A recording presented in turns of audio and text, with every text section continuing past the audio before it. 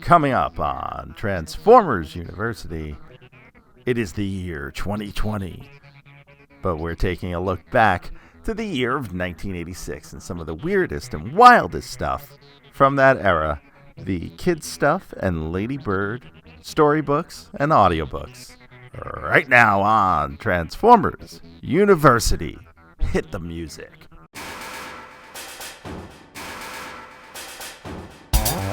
Hello, my friend, and welcome to a long overdue episode 77 of Transformers University. I am your host, Anthony Brucali, and I want to thank you for coming back with me here in the year 2020. Now, before we get into the show, I know it's been a while between this episode and the previous episode, and that's because I got a lot of big kind of personal news going on. And if you're part of the Patreon, you already know what's going on. But if you're not, you should be. www.patreon.com/TFU.INFO. For as little as $1 a month, you would have gotten this episode a day early, plus all sorts of other goodies at the higher levels. And we are only one patron away from hitting our goal of 25. In fact, we hit the goal of 25 and then someone canceled. So I can't keep the number 25 up for a month. I can't do the goal. So we need to get that number above 25 for at least 30 days. Now, back to what has caused the delay in this show. So much like you, I have a day job and up until recently a day job and a side job and this podcast and the website. And the YouTube channel. So I am a very busy person. I am also a husband and a father. And so, my time gets pulled in many different directions. That's not the reason why of the delay. So in my current job, in my career, my day job, I actually applied for and got a promotion to a new position. And that promotion also came with a relocation. So, in order to take that promotion, I had to move myself and subsequently my wife and my daughter, who have not made the move yet, but will in the coming months, from Long Island, New York to Orlando, Florida. I am currently in Orlando, Florida. That is the new home of the TFU.INFO studios, soon to be opened at some point.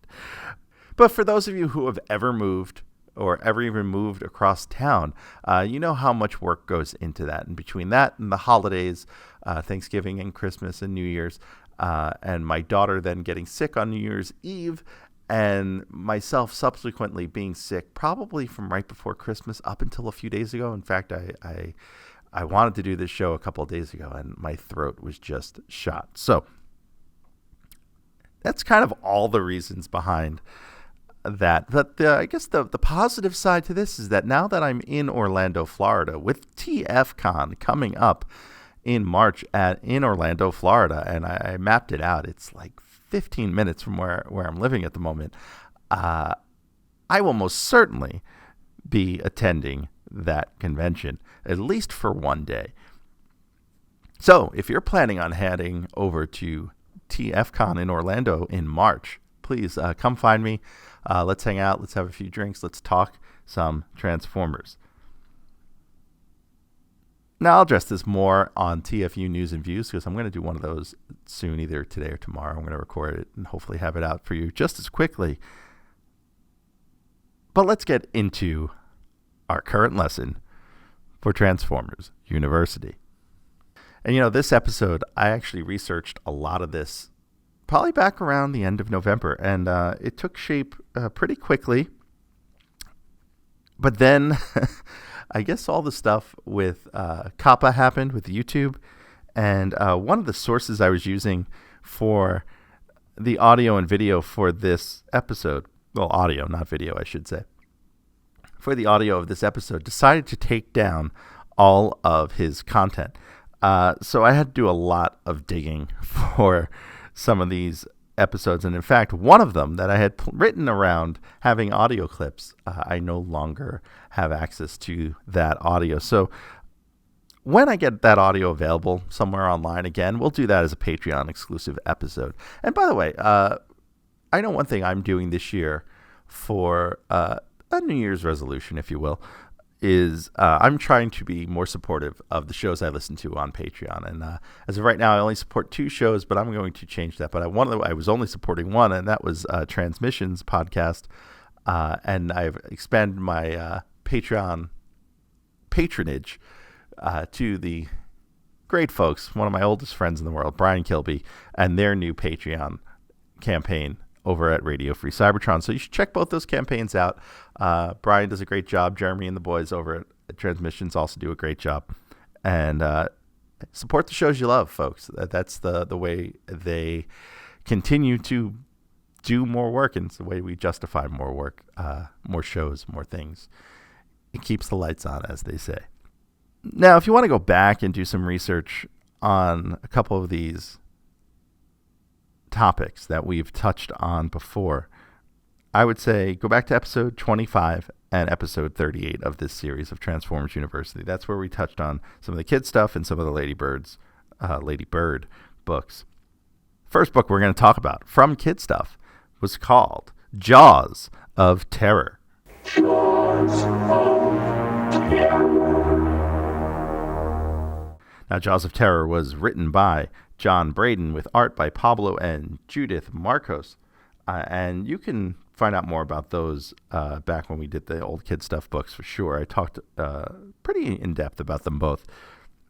Now, it's interesting to note that in Jaws of Terror, that there were different voices used from the previous Kid stuff. And I guess that's more to match the cartoon show. And particularly Megatron and Soundwave. So let's give a quick listen to our buddies Megatron and Soundwave from episode 25. Faster! Faster! My warriors need every drop of that lovely black juice to bathe their gears and fuel their engines. Total domination of the universe cannot wait on fools! Yes, mighty Megatron!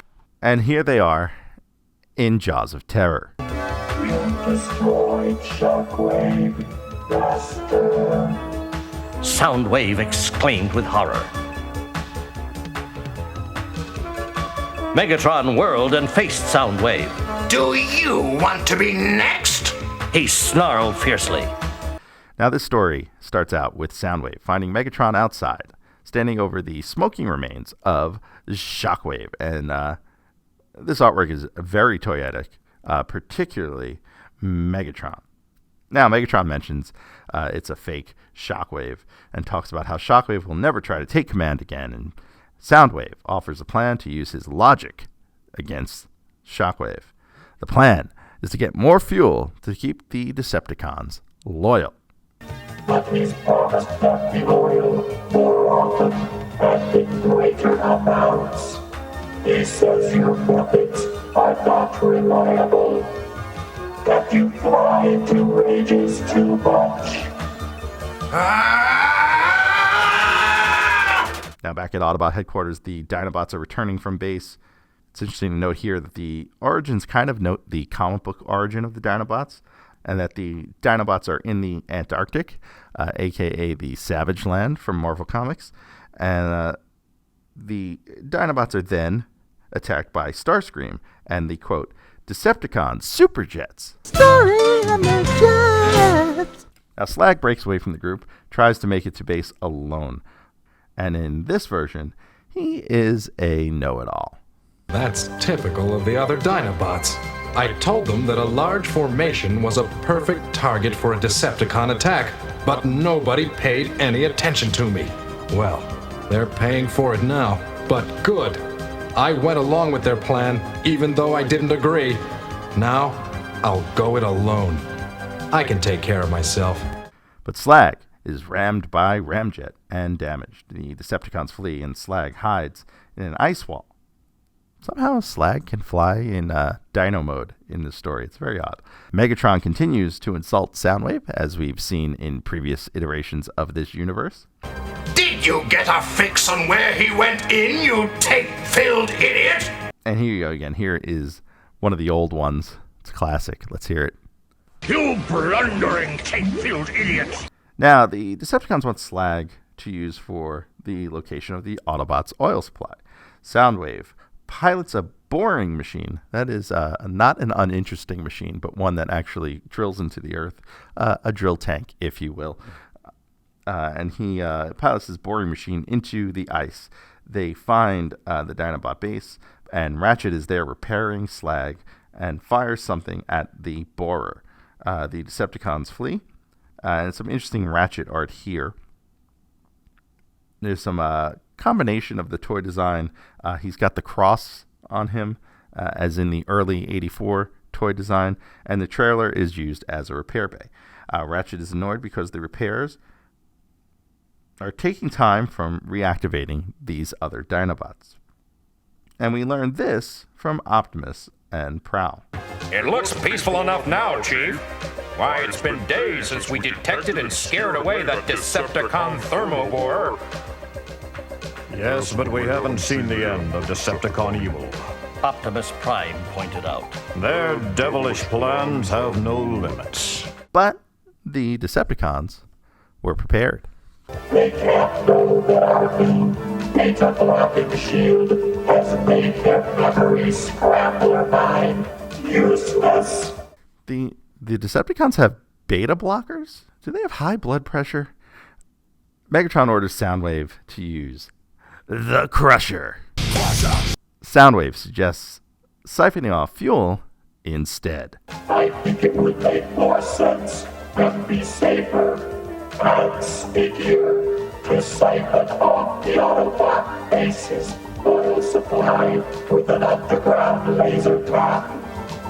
Don't you dare think, you mechanical fool! I do the thinking, you do the working! Then we see the Decepticon Ice Crusher. It's this huge tank with spiked treads and missiles on the side, and a turret. Teeth on the front, and it can fly too. This is really like something 7-year-old me would draw as a potential Transformer. I'll tweet out an image of this thing. Definitely have to tweet out an image of this ridiculous looking contraption. Be sure to keep an eye out for that at TFU.INFO. I will totally get that out to you. The Decepticon Crusher, it's worse than climate change. Within hours, the continent of Antarctica was in sight. Landing on the Ross ice shelf, the Crusher's jaws began to turn. The monster inched forward with a deafening sound. The ice shelf was being cut apart, creating huge new icebergs that immediately plunged into the freezing sea. Oceans were raised, flooding cities many miles north of Antarctica. Now, the Crusher closes in on Dinobot HQ, and the vibration unleashes a horde of Dinobots. Yes, a horde of Dinobots from the tar pits. Breaking out of their tar pit prisons, hundreds of Dinobots began rising to the surface out of the black ooze of time. And you know what they say. Time is the fire in which we burn! The Dinobots destroy the Crusher, and the end. It doesn't quite say how they wrapped everything up after that.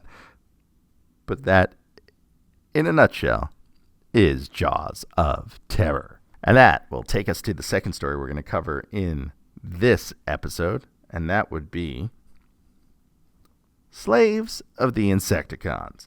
Slaves of the Insecticons. Another Kid Stuff book by the same author and artist. This one starts with the Autobot, quote, Superjets, returning from refueling in Guam, and they are led by Skyfire. Now, Skywarp decides to have a surprise attack on the Autobots, and then flees. Skyfire chases, and Optimus and Prowl observe. There's one thing we know for certain. Prowl continued. This pattern of attacking and then running is becoming a common occurrence in countries bordering on the Pacific Ocean. What could be the Decepticons' reasoning? Next day, another attack. The Decepticons shoot down 2 Autobot jets, and the Decepticons keep the Autobots away from the island of Baru.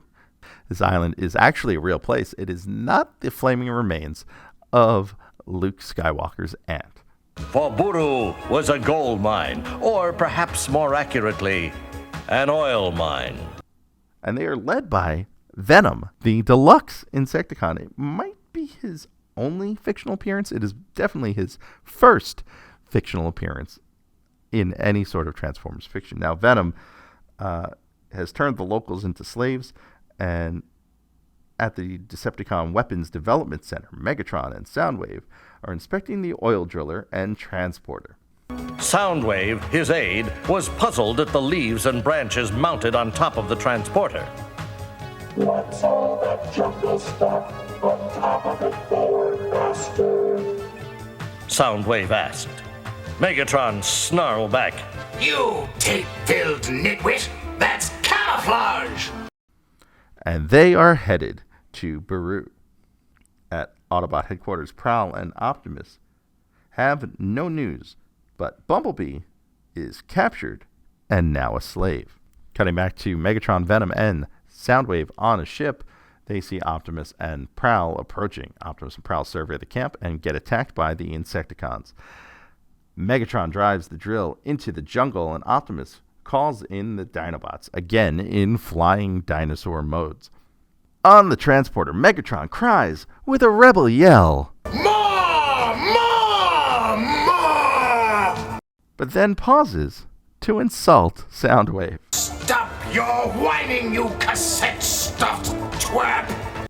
Optimus and the Autobots attack Megatron and Soundwave, hit the escape pod as the transporter explodes. I'll finish you yet, Optimus Prime! I'll return and finish you yet!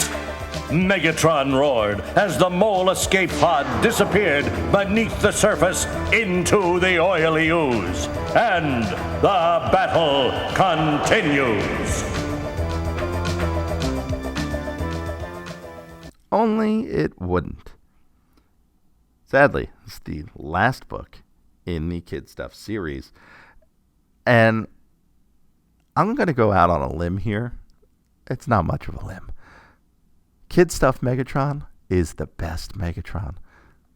Admit it, you want more stories of him insulting Soundwave. You really do.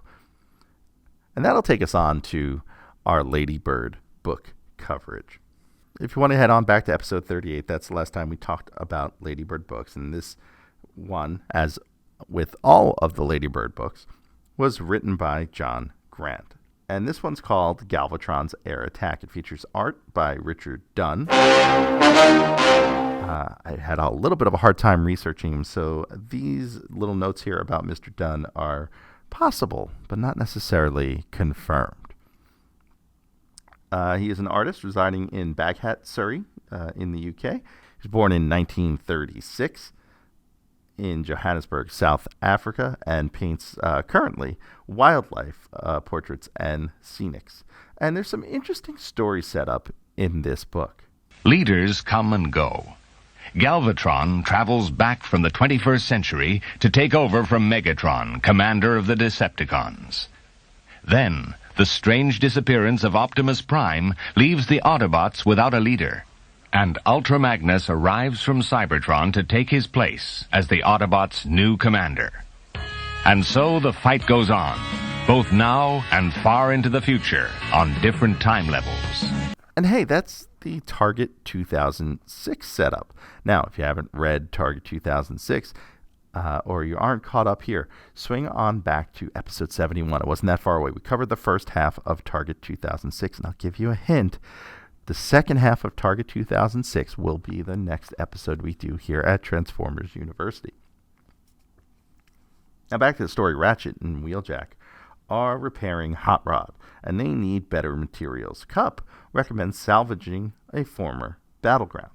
Now, Ultra Magnus builds up a team of Cup, Wheeljack, Hoist and Grapple, and Spike. That's weird, because if this is in Marvel continuity, it should be Buster, right? But in this weird kind of Buster Spike portmanteau, if you will, they head to the valley, and Spike sounds a lot like cartoon Spike. That's not the Decepticons, He said. That's the Northern Lights. The Aurora Borealis. It won't hurt us. Now, it's funny he mentions the Northern Lights because Spike had a big deal about those back in the cartoon in episode 7 in Fire in the Sky. But in the valley, the Autobots are attacked by Decepticon jets. Starscream, Dirge, Thrust, Cyclonus, and Scourge. Story on the jets! The Autobots flee through a narrow gorge back to Metroplex. But what they don't know is how the Decepticons knew they were coming. Silverbolt offers up a chance to go on a reconnaissance mission.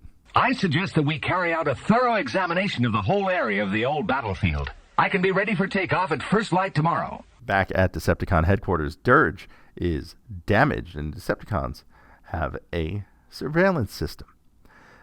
The Autobots survey the valley, and they find something. They form Superion and race to the edge of the atmosphere. At Decepticon headquarters, Galvatron and Soundwave are there, and Galvatron reveals this story's MacGuffin. The 3 surveillance space stations keep all parts of the planet in view at all times. We can see every move made by the enemy, no matter how well he thinks he is hidden. And the refraction shields will make the stations totally invisible. That's quite the interesting voice on Galvatron in this story.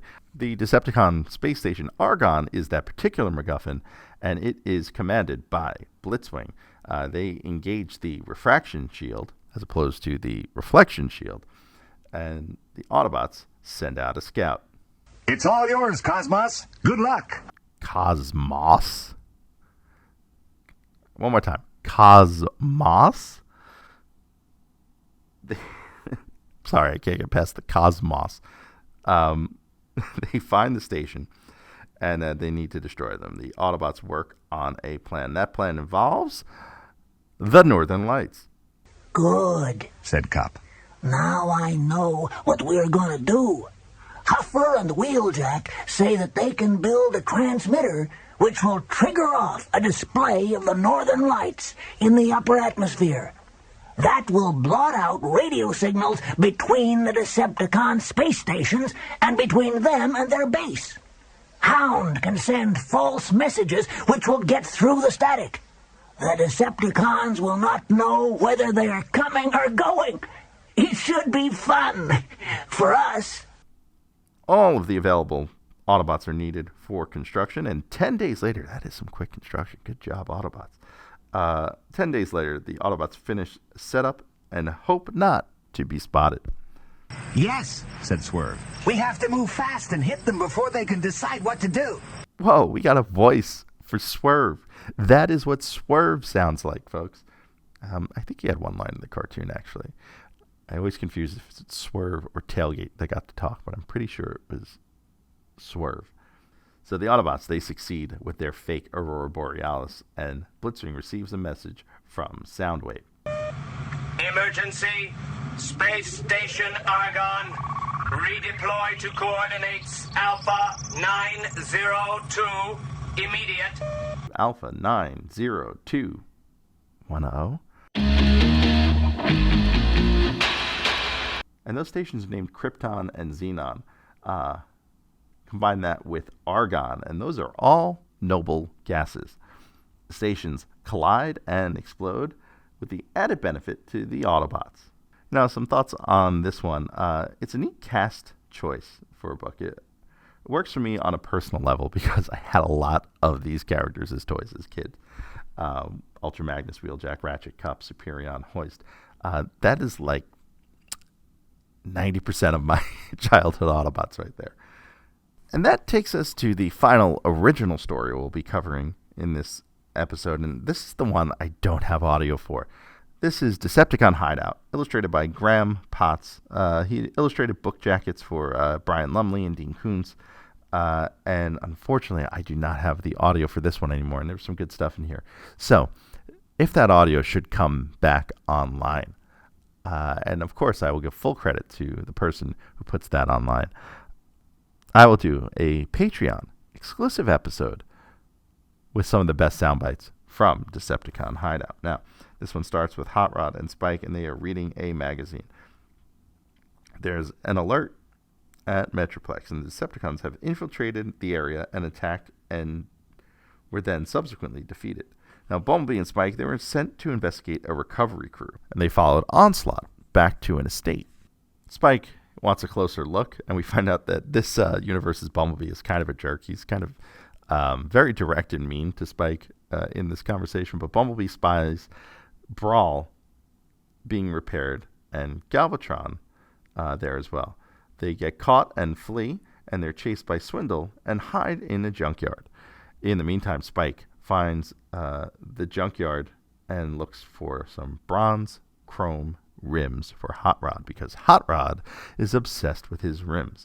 He ends up finding Bumblebee about to be wrecked by a magnet and rescues him. Everyone heads back to Metroplex, and Ultra Magnus gets advice from Spike's father, and that's in quotes because that's how they refer to him, about how to counterattack. The Autobots infiltrate a local factory estate and wait until the humans are on summer vacation. From that staging ground, they attack the Decepticon hideout. Spike's father attacks the Decepticons with a calorifier, which is a heating unit. And Spike uses the junkyard magnet to grab some Decepticons. Ultra Magnus and Galvatron battle, and Ultra Magnus falls because of some loose bricks underneath him. Galvatron has the upper hand until Spike hits him with a wrecking ball. Spike hits him multiple times before bringing the building down on the Decepticons. Later on, Hot Rod returns to the magnet and frees the stuck Decepticons, letting them go. And then back at the base, Hot Rod gets a reward for being genuinely a nice bot. And that reward is some new rims.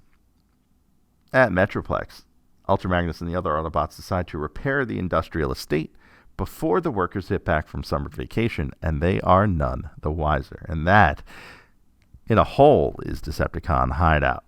And finally, that will bring us to the last thing we cover in this episode of Transformers University, and that is the Ladybird adaptation of the 1986 Transformers the movie. There's not a lot of changes, but there's some subtle differences, and I think it would be neat to point them out and show them off here. And in fact, this story is adapted by John Grant. The art is just basically screen grabs from the film. I guess they're called screen grabs. I don't know what you would call them prior to computers, but let's just call them screen grabs for this, for our purposes here. Now, starts with no scene of Unicron attacking Luthone. It actually starts with Optimus and Ironhide on Moonbase 1. We find out the moon bases are actually staging grounds for an invasion of Cybertron, but the Autobots need some Energon to power that invasion. And come to think of it, that's kind of the Vic Caroli voiceover from the film, isn't it? And the story pretty much continues on as it would in the film. The Decepticon slaughter of the Autobots aboard the ship is kind of glossed over, and Grant delivers some of the film's most iconic lines during the Battle of Autobot City. One shall stand, one shall fall. Worth mentioning here, Optimus and Megatron in their fight, there's no mention of Hot Rod interfering and getting in the way. In the descriptions of Unicron, he's apparently snow-capped. I mean, I guess so, right? He's a planet. He probably has weather, or does he? Interesting note that he does have snow-capped edges in this description. And in Unicron's reconstruction of the Decepticons, we may get the only accurate presentation of what went on. The broken remains of the other Decepticons became aircraft transformers under the leadership of Scourge and Cyclonus. Lastly, Unicron produced an immense new spaceship to lead Galvatron's armada. And once again, the planet of Quintessa is referred to as Planet Quintesson. This is Quintesson, was the reply. It is the home of the Sharkticons who brought you here, and their masters, the Quintessons. They hunt down the enemies of Unicron, a monstrous thing which devours other worlds.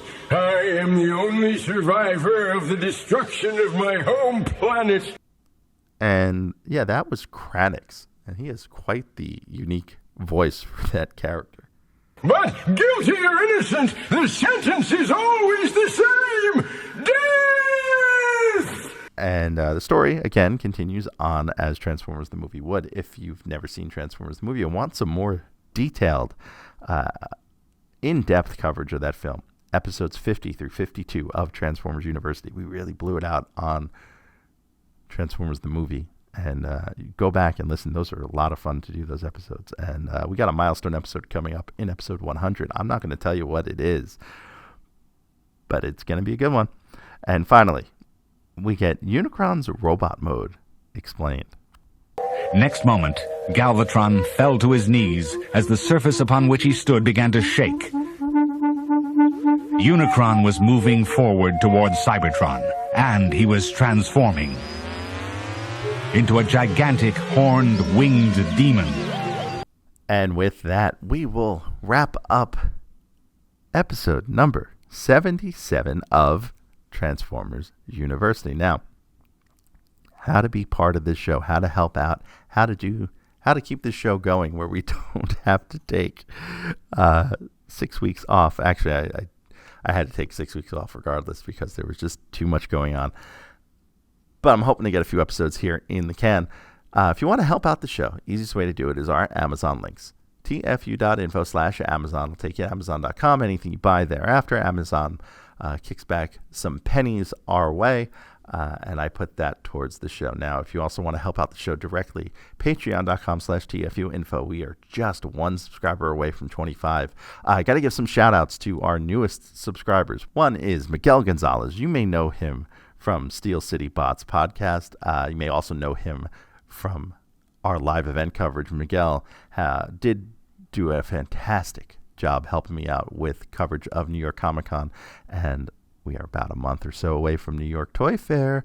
I will head back up to New York to cover that for sure, hoping to get Miguel to come with me as well.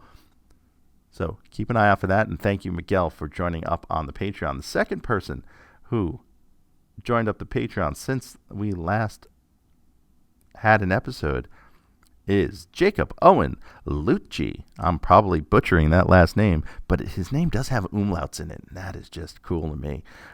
So Jacob, thank you so much for your patronage. He signed up at our senior level, and that puts us just one more away. One more person, $1 more per month to get to our first Patreon goal.